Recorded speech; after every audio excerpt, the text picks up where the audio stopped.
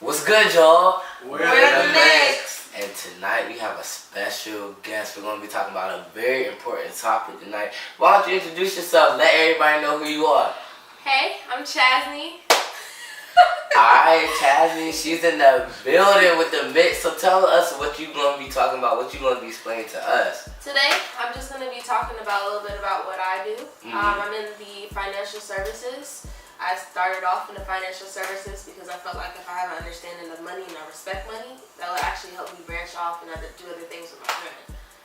Okay, so can you explain what financial, like what that is? Because you know me, I'm lost a little bit. Like, I'm lost. Okay, so when I say financial services, primarily what I mainly help is families, of course. Just actually, fill the gap between financial literacy and, actually having an understanding. Okay. I want to just fill that gap because the more people that understand, a lot less problems that we all can go through, especially as millennials, being as young as we are. If we set certain foundations now, it could save us a lot, trouble in the long run, of course. Right. Yeah. At what age did you decide to get into this and take it serious? I honestly, never thought I would do something like this. And, because originally I knew I wanted to work for myself. By the time I hit 19, I was just fed up. I was working in retail at Walmart, and I just knew this is not what I wanted. I already grew up pretty rough. Growing up, I was a foster kid, so I never really had that stability. So then for me to be 19 and then hit 20 and then end up having to work 3 jobs to support myself, I felt like a lack of stability. And someone introduced me to the business itself, and I was like, this is it. I gotta do this so I can do this. I gotta get it now. Yeah. So I was actually introduced into this industry at the age of 20, and I'm now 21. Oh wow. Yeah. Oh wow, so you go boss within a year. Okay. Hey, we trying to get like that. So that's so good to see someone with the knowledge of being financially stable and stuff at such a young age. Yeah, and it definitely is not something that is easy. It's just like you, I'm still learning myself. I'm still actually learning the business too. But I see that, this is what's gonna give me a longevity. If I quit this, I'll quit anything. Because honestly, it's not hard. You're just educating people about money. It's simple. And it's a really amazing feeling to sit down in front of someone who's twice my age and be sharing with them financial concepts that they've never heard before. So it's at the same time, it's I'm doing it to progress in life, but then I realize I'm actually helping others progress in life as well. So it's a dope experience, dope feeling. So do you ever, I'm trying to figure out how to ask this. Do the older people, like you said, twice your age and stuff, do they ever question you a lot or not want to hear advice because you're younger? In the beginning, starting off in the business, it was hard for me. Because for one, I have to, they say the 3 things that, change you or, will elevate your life is the books you read, the people you meet, and the big events that you go to. That's what they say, but then there's also it's also the inner things that you have to work on as well. I think that stepping out of my comfort zone has really shifted my life completely. In the beginning, it was kind of hard because I'm someone who's laid back, I'm someone who's quiet, but in this business, I can't be. I have to be certain. I have to be confident because if I'm not, they're not gonna listen to me. Right. And maybe had to switch up a little bit. I just have to be confident and know what I'm saying is right, and let you know I know what I'm saying is right. So that was the beginning, especially when you're working with someone older than you. You know how they react.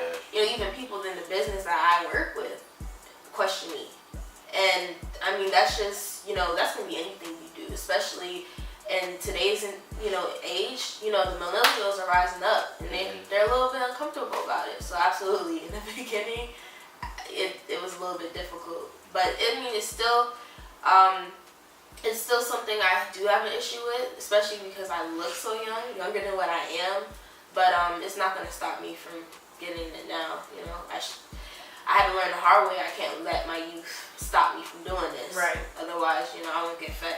My bills won't get paid. Okay. So, that's an advantage. Yeah. Yeah, in a sense it is. I've sat down with clients, they've never asked my age, and I've had clients who all they want to know is about my age. So it's just like it's something that, I mean, if you don't have adversity, it's not worth having. So, but I'm definitely not gonna let it stop me. Yeah. So, I overheard you say that you know, your confidence makes you stick out a lot.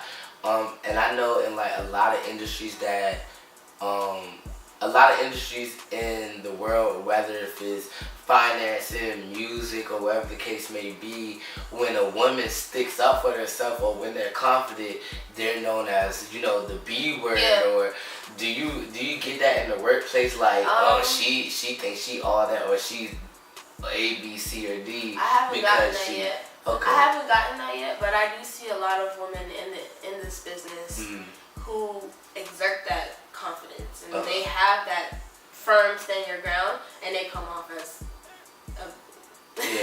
as the B word. Yeah. They do come off as to everyone else they come off as that, and you hear that, and then they know it, and they'll say, I know I come off as a, but that they don't care.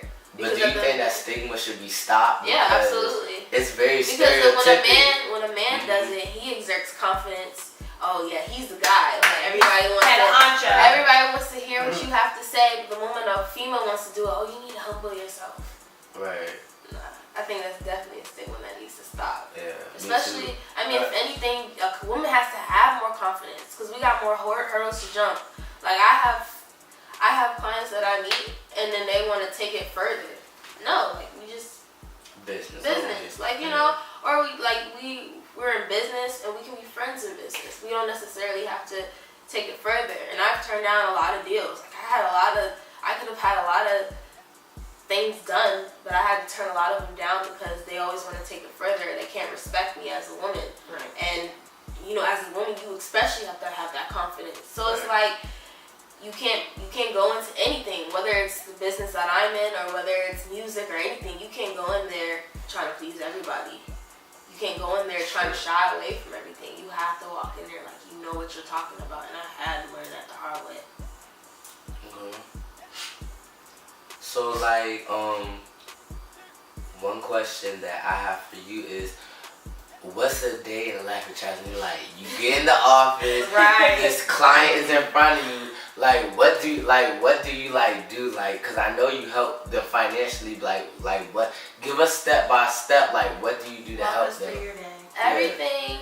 Okay. So the day of Chasnie, when I have appointments and meetings, I wake up, and every morning I've started this recently. I stand in the mirror and I give myself affirmations. I like that. I stand in front of the mirror and I tell myself, even if it's something I'm not good at, like I just say I'm obsessed with it. I'm obsessed with talking to new people. I'm obsessed with meeting new friends. Cause I wouldn't say I'm shy, but I mean, just like everyone else, you get nervous talking to new people. I just make those daily affirmations before I start my day. Cause with anything that you do, you always want to make sure that you're personally growing as a person.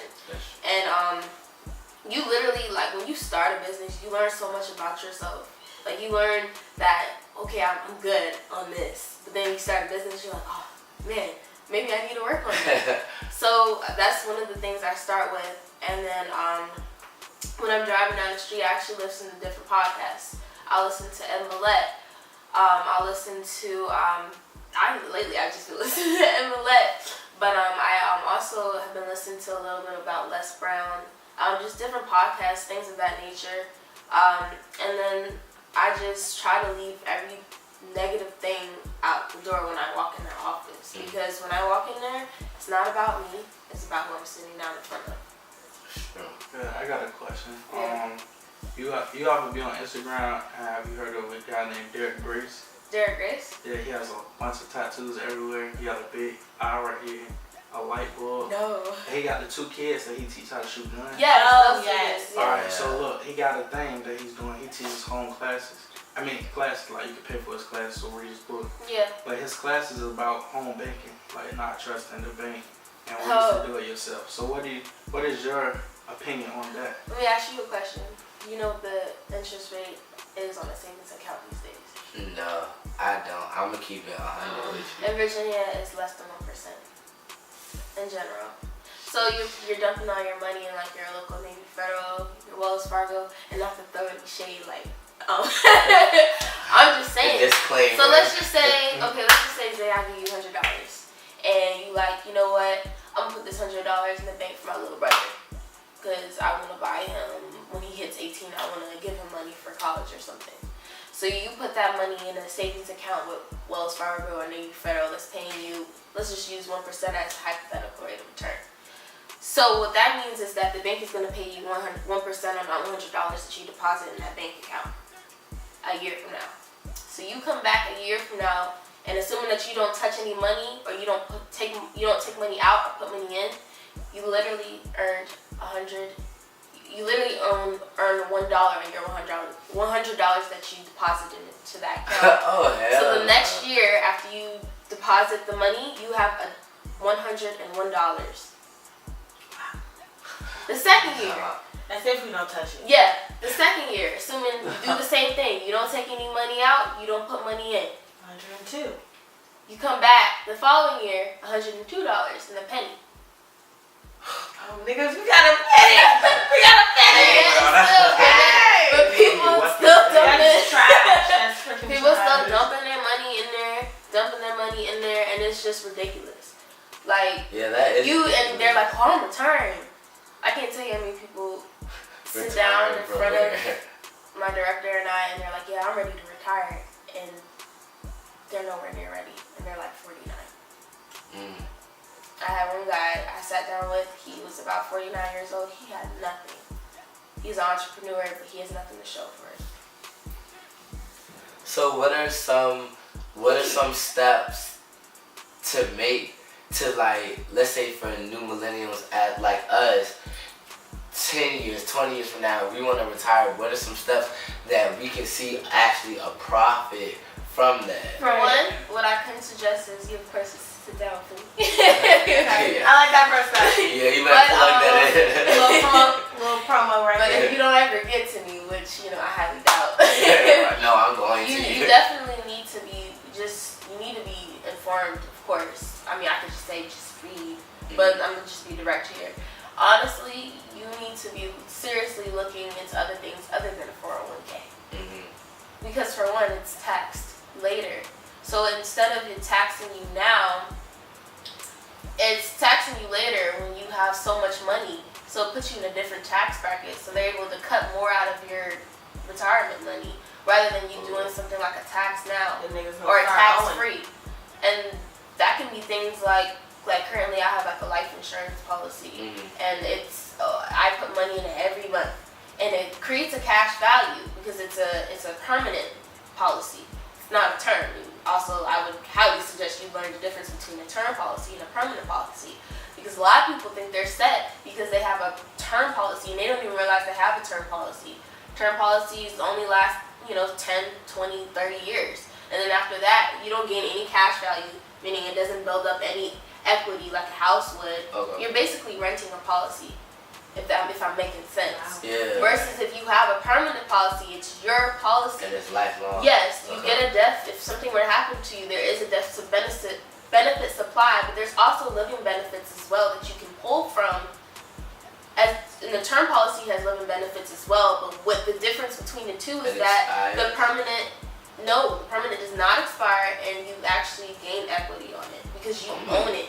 It creates cash value. So not only do you have your death benefit here, you have this stack of cash over here as well that is building up interest on the money that you're depositing in, which is something that can be used for not just for retirement. It can be used to hide money for your kids' college, because they don't look at they don't count insurance policies. When your kids are filing for financial aid, that's the perfect place to hide money in a life insurance policy rather than a college plan. Are you kidding me? That's like waving the government flag, like, hey, take money here, tax here. Right. Rather than if you put in a life insurance policy, you're able to stack all that money through the cash, the cash value, and then you can pull it out as needed for that child. Okay. So, I mean, that's one thing I can highly suggest, and, just definitely make sure you're putting your money in other places than the bank. Don't put all your eggs in one basket. Put your money where it's gonna work harder for you rather than you working hard for your money. My mattress. It's not gonna work hard for you. There's nobody paying you interest under your mattress. Right. But yeah, I would never suggest to keep all your money in the bank. Okay. Like ever. So what are some things that you have planned for the future for your business? I understand, you know, first of all, before we get into this, I have to commend you for being 21. Right. Running, like, you're just running this business. You're teaching people like us. I'm 23 and I didn't know anything about this until we sat down with you. So you're teaching me things. So it's like I have to commend you for that. Thank because you know you could have gone anywhere, but you're helping millennials get their finances together. And I think y'all are dope too. Right. Thank you. Y'all have this platform, so don't give me all the credit. No, we got you guys. You know I had to cite you real quick. We all out here moving and shaking. That's the goal. You're a 21-year-old and you're a black woman. That's a big. Not a lot of people can say that. A lot of people. It's a 1% interest rate on people saying that. Yeah. That's what it's about. Just like we have 2 black graduates from college. HBCUs, right? So, you know, I just want to know, like, you've already started this platform for yourself, and obviously you're making a name for yourself out here. What is the next step? What is the next step for Chasnie? Like, what do you want to do in like 5 years, 10 years, 15 years? With this business, it's just such an amazing platform, and I actually partnered up with World Financial Group, and like it's an amazing platform to use because it's like I'm not just stuck in this one little box. Like because of this business, I'm able to help others and help myself at the same time. So within the next 5 years, I can see myself like Chasnie being a brand. Like you hear my name because it's so unique. And you just know what I'm all about. Like I just see myself, you know, really building an empire. You know, and to be specific, you know, I wanna dip into everything. I wanna dip into, you know, the fashion side of things, you know, more in real estate. I just really want to expand myself as a brand. Box yourself in. Yeah, never. I don't wanna be in a box because I've never been in a box. Right. Like I can't just be in a box because, you know, I just think that, you know, you go through certain things, you know, in life, especially in my life at a young age, and I think it was for a reason. You know, I think that I was here to inspire and teach. I really do. So I just think that this is just the beginning of everything, and I hope that I can, you know, implement a lot of these principles and these concepts that I'm learning now about money to other, you know, young women and young men, especially in the black community, because there's like a disconnect. It's like in our culture, it's like earn. But there's nothing about, you know, there is a little bit about saving, but there's nothing about protecting wealth. Like, and that's probably also what I talk about with a lot of families. It's like, okay, you got all this money. Like, I've sat down with someone who has accounts here, money in real estate, but you're not protecting your money, dude. Like, it's just so much more to it. Like, and I want people to see the bigger picture. I want people to see why the rich keep getting rich and why the poor keep getting poor. I want there to be a true, like, I just want it to be directed forward and get people to have a full understanding, because I feel like, you know, if you know something, you're so wrong. You're like blocking off other people's blessings if I'm not sharing it. And if I'm blocking off other people's blessings, then how do I expect to get blessed? So, you know, from this, I just, you know, 5 to 10 years, I see myself as a multi-million-dollar brand. Alright, I just started it again. Where you want me to start it? It started at 20 minutes, so it started at like 18.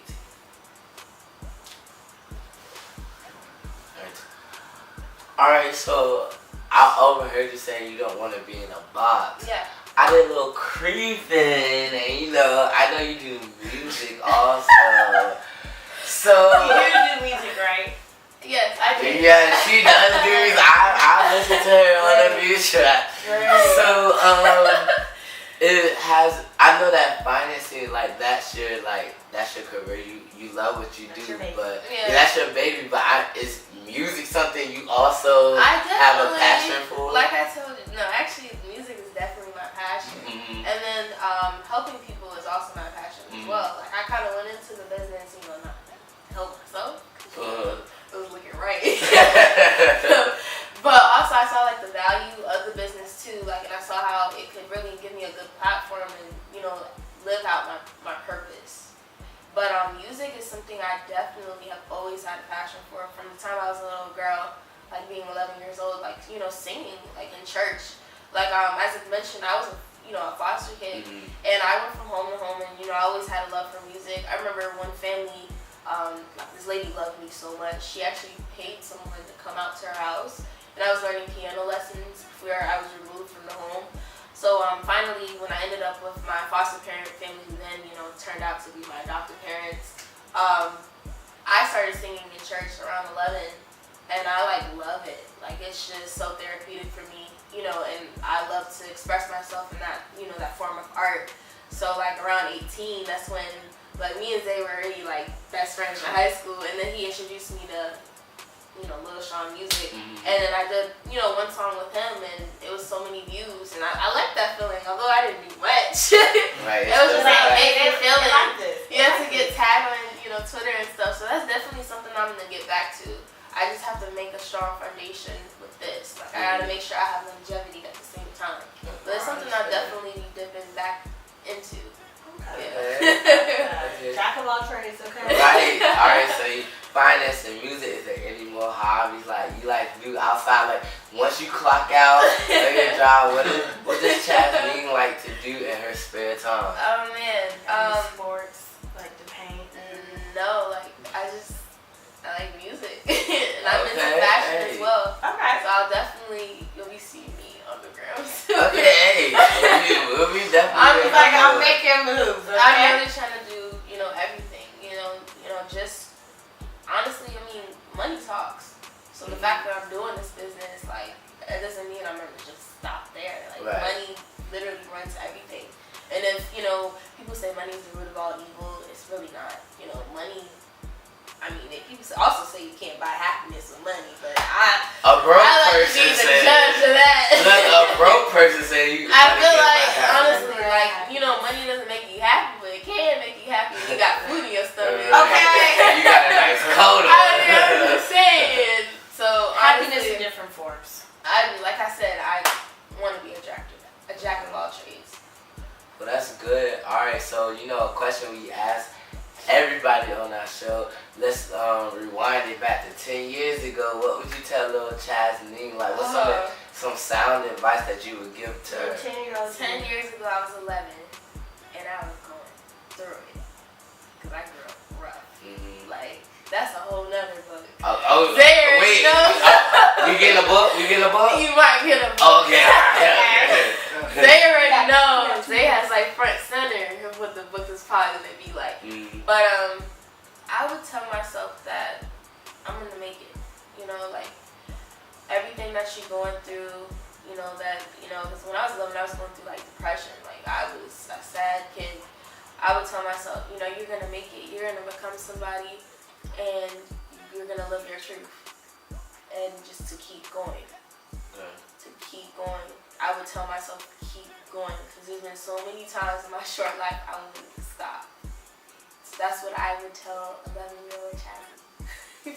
I like that. Good, and it's like, you know, certain people who been through what you've been through, they let their past cripple them. Yeah. But as you see, that was your ignition. Like that was your fuel more than your demise, and I really commend that because I can say all of us on this couch been through things, you know, in life that could have crippled us, and we been stagnant in what we want to do, but we all made that our fuel to do better for ourselves and have a better future.